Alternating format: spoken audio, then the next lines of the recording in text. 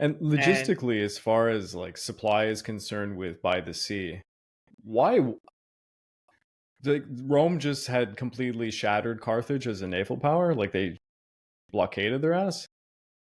uh, not yet. So Carthage had recovered some of its strength in the naval Yeah. theater, but it wasn't as big as a fleet that we would see Carthage sending out in the First Punic War. Like, for example, Cape Economus, where there were like, what, 270 war galleys sent out. Mm, It's nowhere near that. And Carthage was mostly raiding in Italy because the alliance between Philip was not with Carthage per se, but Hannibal. So the government in Carthage would probably have not even known about it.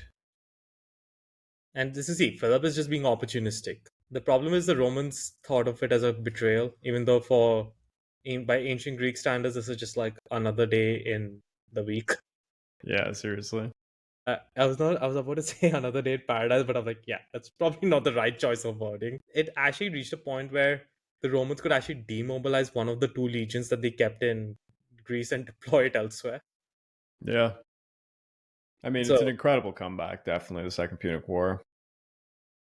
And it yeah, goes, and it's kind of, I guess you could say, since we were talking about the Eastern Front, I kind of, there is a little bit of a dichotomy between like the idea, oh, you know, if the Germans did we're take not given. Moscow, would it change anything? If Hannibal went to Rome, like the Senate would just leave.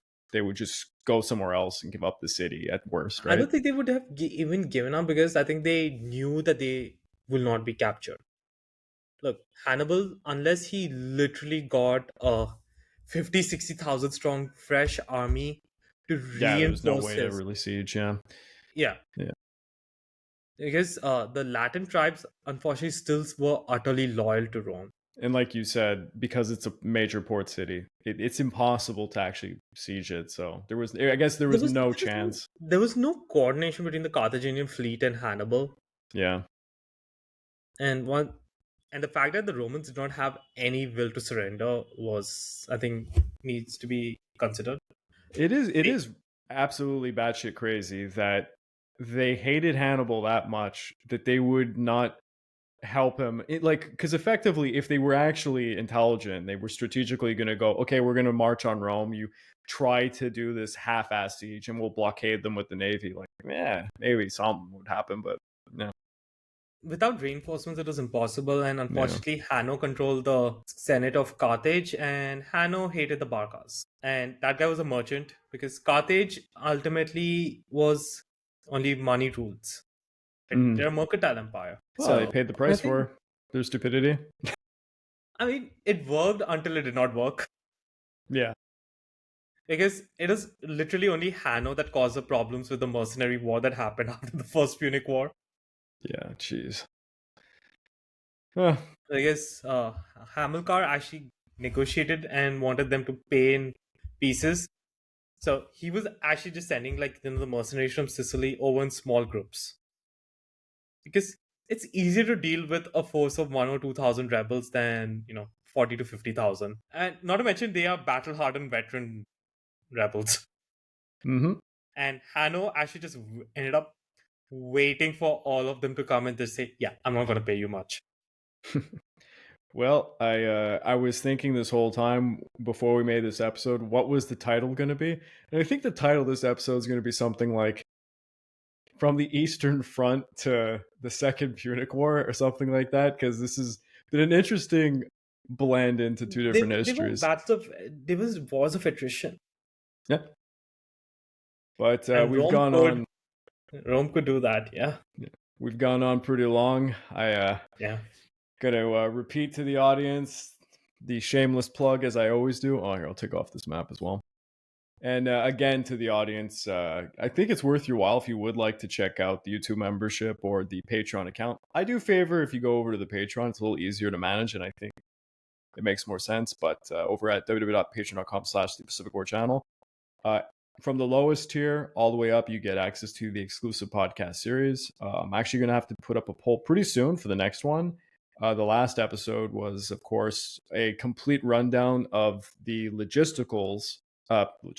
logistical campaign during the Guadalcanal campaign. So it was interesting for me. I was basically writing the entire Guadalcanal campaign, but from a logistical point of view. And it was an audience member who actually wanted me to do that. But we'll be putting up a poll soon for the next episode. There's like 37 episodes at this point, and they range from anything you can imagine. It's not just Pacific War related. It can go ancient history, modern history, alternate history at some points, even fantasy. There's some Lord of the Rings stuff in there because I write for Wizards and Warriors. And oh, actually, I have a good one here. If anybody wants to really personally help me, go to Wizards and Warriors, go to any of the recent videos, and please comment.